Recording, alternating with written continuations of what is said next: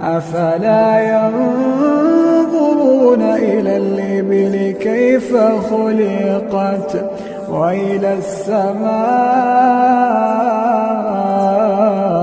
كيف رفعت وإلى الجبال كيف نصبت وإلى الأرض كيف سطحت فذكر إنما أنت مذكر.